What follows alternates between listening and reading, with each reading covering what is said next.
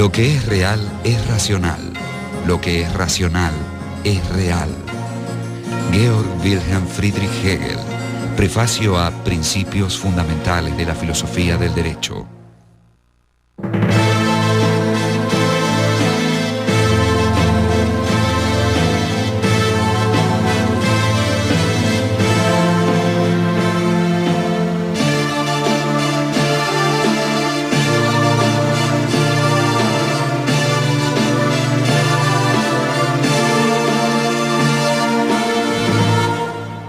Georg Wilhelm Friedrich Hegel. Hegel tenía clara idea de que estamos en un cambio radical de época, que el viejo mundo se desmoronaba y que síntomas como el aburrimiento, la sensación de vacío, incluso cierta liviandad y trivialidad reinantes eran justamente síntomas de que este mundo ya era insostenible, vale decir, el mundo de la modernidad.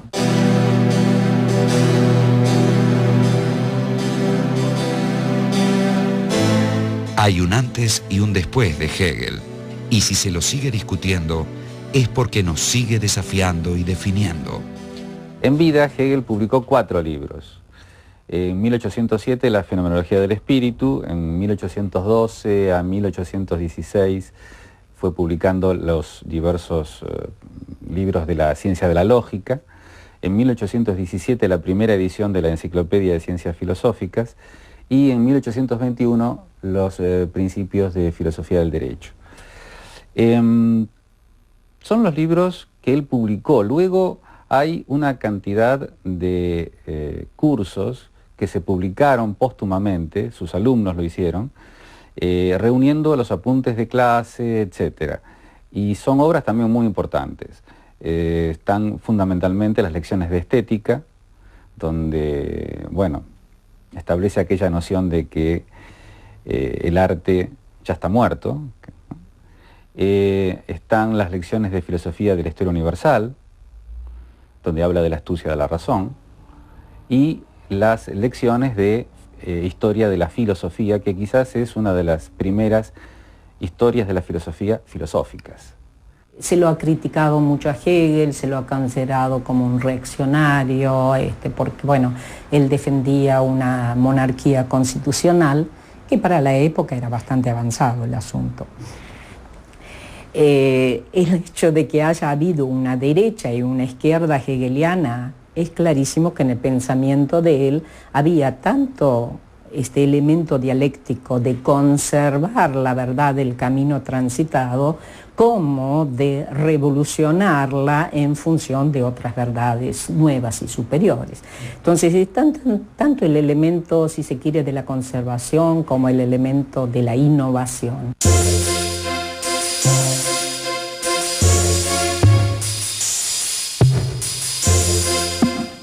Georg Wilhelm Friedrich Hegel nació en Stuttgart, una ciudad al sur de Alemania que pertenecía al Imperio Prusiano en 1770.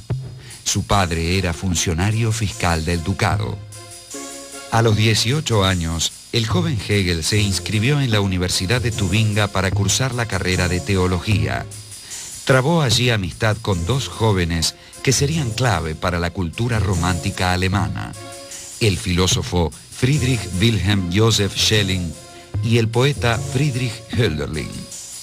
Los 3 amigos compartieron habitaciones, estudios e ideales. Al finalizar sus estudios y consciente de su falta de vocación para la carrera eclesiástica, Hegel se ganó la vida como preceptor en familias acomodadas. Recién en 1801 obtuvo, gracias a la recomendación de Schelling, una cátedra en la Universidad de Jena. Su primer texto importante no aparecería hasta 1807. Se trataba de la Fenomenología del Espíritu, concebida por Hegel como una introducción a su sistema filosófico. La Fenomenología del Espíritu va a ir estudiando las diversas figuras de la conciencia, desde la conciencia sensible hasta el saber absoluto, o sea, el saber del absoluto que se sabe a sí mismo. Hegel va a ir comenzando desde el punto de partida de la filosofía moderna, que es esta pura intuición sensible, va a ir viendo cómo se forma la autoconciencia, proceso en el cual él considera muy importante establecer los pasos del reconocimiento, y ahí hay páginas muy célebres como las de El amo y el esclavo, el tema de la conciencia infeliz, etc. Y llegar finalmente a el modo en que la conciencia está más allá de sí. Para Hegel, el individuo y todo, las partes, digamos, finitas, que están en nuestro conocimiento habitual, pertenecen a lo infinito y son manifestaciones de lo absoluto. Son 8 capítulos. El primero, la certeza sensible, el segundo, la percepción, el tercero, el entendimiento, el cuarto, la autoconciencia, el quinto, la razón, el sexto, el espíritu, el séptimo, la religión, y el octavo, el saber absoluto. ¿Qué es todo ese conjunto? Hay muchos criterios.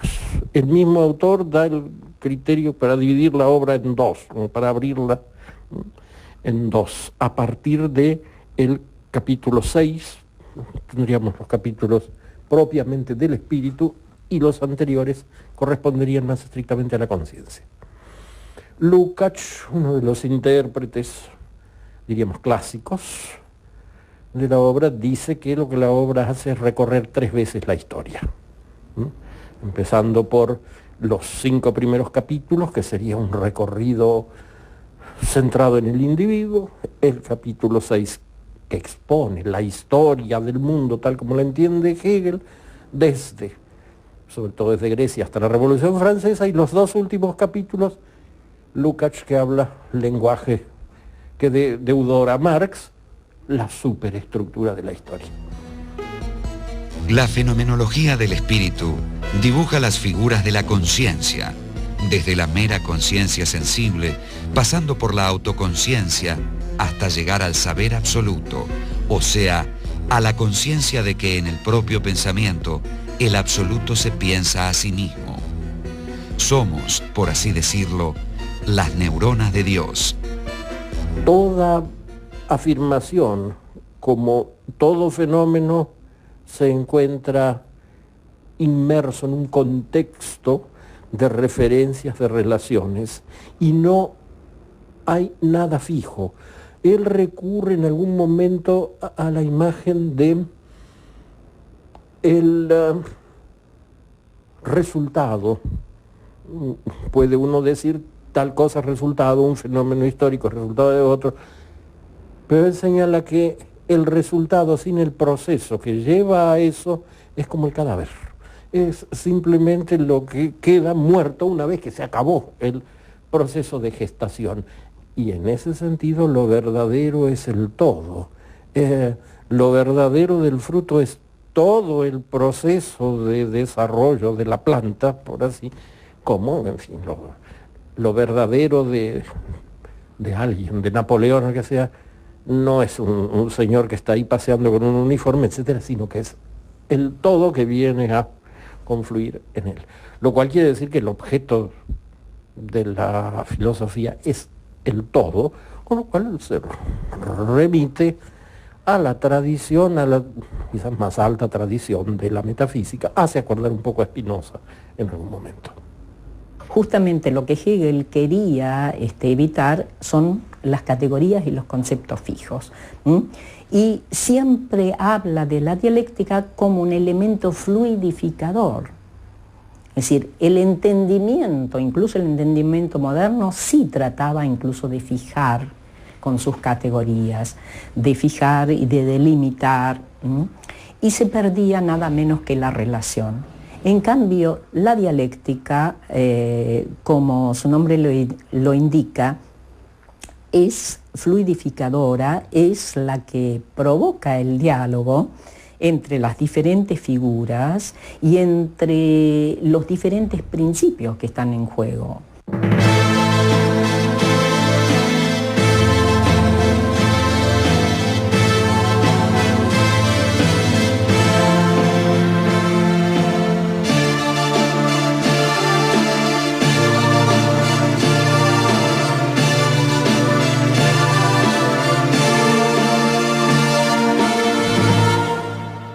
Georg Wilhelm Friedrich Hegel.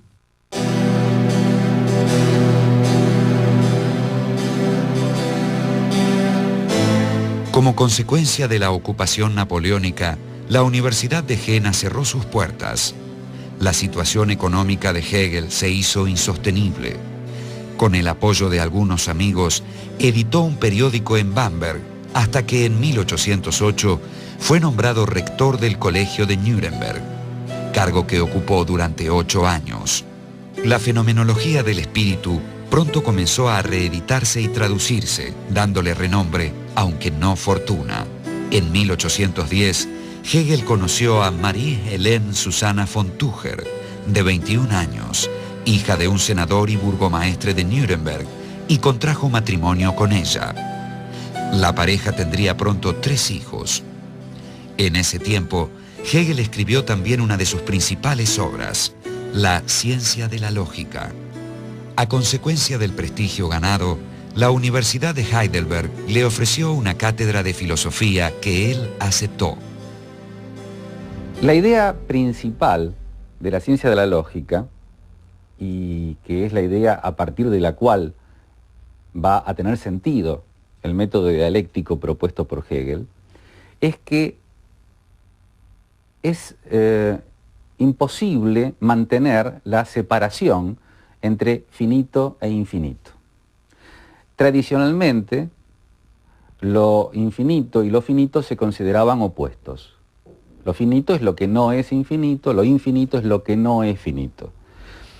Pero si pensamos esto así, al pensar lo finito como lo otro de lo infinito tendría un límite, y ese límite estaría en la finitud. Entonces lo infinito no sería infinito.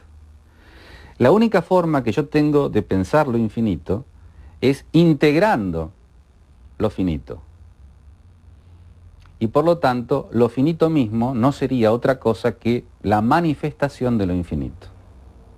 Dicho de otro modo, lo absoluto se va a realizar y se va a expresar a través de los entes particulares. El problema fundamental es cómo relacionar lo finito con lo infinito. Si se pone lo infinito más allá de lo finito, lo incondicionado como una especie de número inalcanzable al estilo kantiano, se llega al absurdo que entonces el infinito tiene algo que lo limita, algo que lo excluye, entonces no es tan infinito como se hace, como por lo que se hace pasar. Y viceversa, una finitud que no tenga relación con lo infinito, que no sea capaz de entrar en relación y de constituir sistema con otros, se liquida a sí misma. Es decir, carece de consistencia, se vacía, no se puede determinar, no se puede enriquecer. Y entonces, esta es como una problemática fundamental, y es ese diálogo el que la dialéctica en su doble negación realmente quiere establecer. Y ella no es solo no tiene solo el motor de la negatividad, sino al mismo tiempo ella afirma el momento superior, y a partir del cual tenemos un nuevo punto de partida. Las ideas principales de la ciencia de la lógica son 2. En primer lugar, lo infinito no se opone a lo finito como si fueran cosas distintas. Más bien hay que decir que lo finito pertenece a lo infinito y que éste se expresa en aquel. En segundo lugar, todas las categorías están íntimamente relacionadas entre sí, y el modo de su relación es lo que Hegel llamó movimiento dialéctico, según el que una afirmación o tesis supone siempre su negación o antítesis, y la diferencia entre ambas resulta superada en una síntesis que a su vez supone su negación, y así sucesivamente. Este proceso no permite al pensamiento detenerse. El movimiento dialéctico opera en la ciencia de la lógica desde el principio al fin. Hegel reacciona contra ese formalismo ese formalismo que les gustaba mucho a los autores de manuales, por ejemplo, del pensamiento marxista, y que usaban la fórmula tesis, antítesis, síntesis como una especie de fórmula sacramental, algo así como los gestos del sacerdote durante la misa o cosas por el estilo. En Hegel nunca está nítidamente presentada esa especie de ritmo de ballet, de la tesis a la antítesis, etc. Lo que sí está es la idea de que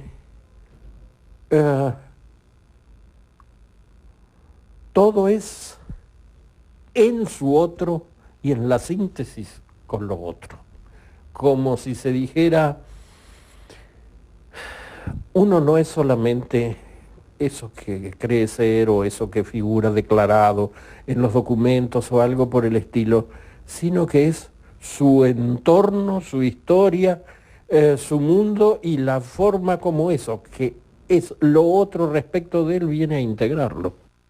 Porque la realidad misma es dialéctica y entonces el pensamiento no puede adecuarse a la realidad si no es también dinámico y por lo tanto dialéctico. El problema del entendimiento kantiano, por ejemplo, es que es fijo, trata de establecer, de fijar, y la idea de Hegel es que justamente en ese sentido pierde, digamos, la realidad, porque la realidad es absolutamente fluyente. La ciencia de la lógica comienza donde termina la fenomenología del espíritu y constituye propiamente la primera parte del sistema hegeliano y una de las pocas que desarrolló en detalle. Poco tiempo después, Hegel presentó la visión general de su sistema en un libro que llevó el título de Enciclopedia de las Ciencias Filosóficas. La enciclopedia expone el sistema maduro de Hegel, el sistema tripartito, o sea, el sistema de las ciencias filosóficas, y las tres principales son la lógica, la filosofía de la naturaleza y la filosofía del espíritu. ¿En qué termina el sistema de Hegel? Porque hay que entender que esto es un proceso. Termina en una noción que es la de la idea. La idea es algo así como la síntesis dinámica y nunca terminada, siempre en infinito despliegue, de todas las determinaciones que podamos acuñar. Y esto significa que el sistema no tiene fin. Esto significa que cuando Hegel establece algún punto donde dice, bueno, hasta acá llegamos, no está diciendo que no haya despliegues ulteriores, está diciendo que la filosofía puede ver lo que ha ocurrido, lo que se ha desplegado, lo que se ha determinado hasta un punto, pero que en realidad no hay cesación del proceso. Si el proceso se detuviera, todo se caería, porque lo que realmente tiene como base el pensamiento de Hegel es que el todo, el absoluto, es este proceso, es esta dinamis, es una dinamicidad absoluta. En 1818, Hegel ocupó una cátedra de filosofía en la Universidad de Berlín. 3 años después, publicó sus Principios Fundamentales de la Filosofía del Derecho, en el que exponía con más detalles algunas ideas que ya había planteado en su enciclopedia. Quizás el último de los grandes prefacios escritos por Hegel viene a concentrarse en la afirmación que se hizo célebre, según la cual todo lo que es real es racional, así la traducción española, y lo que es racional es real, cosa que ha suscitado críticas, etc. Eso viene a condensar la idea de que no se trata de proponer al lector cómo debe estar organizado el derecho y las instituciones del derecho, la familia, la sociedad, el Estado, sino que se trata de aprender de lo que es, lo cual querría decir, viene a constituir este discurso en el análisis de cómo es el mundo, del derecho, o como dice el otro título de la obra, del Estado, de la organización de la sociedad y del Estado. Justamente la figura de Hegel, una figura bisagra, significativa. Es decir, cierra una época que sería la modernidad, la lleva a su culminación, esta filosofía de la subjetividad autónoma, autosuficiente, confirmada por la Revolución Francesa, es decir, el yo pienso se confirma por el yo puedo, y entonces esta va a ser una marca que va a estar en Hegel, incluso la va a llevar a su exasperación. Pero abre la puerta del pensamiento contemporáneo porque justamente nos abre a la relación con el otro. Hay una frase significativa dentro de la fenomenología del espíritu donde Hegel justamente dice que solo hay una autoconciencia, es decir, un yo, un sujeto, frente a otra autoconciencia. El ingreso del otro, entonces, en la relación consigo mismo, evidentemente la hace estallar y en conflictos, pero al mismo tiempo la enriquece enormemente en ese intercambio. La importancia de Hegel en la historia de la filosofía no puede ser exagerada. Es prácticamente la filosofía en la que culmina la historia del pensamiento occidental desde los presocráticos. Trata justamente de cobijar a todos los filósofos anteriores como momentos previos de su propio sistema, y puede ser rechazada, pero muy difícilmente puede ser rechazada si aceptamos las reglas de juego. Y las reglas de juego son aceptar o suponer que el mundo de alguna manera es racional. Si el mundo es racional, es muy difícil decirle a Hegel que está equivocado.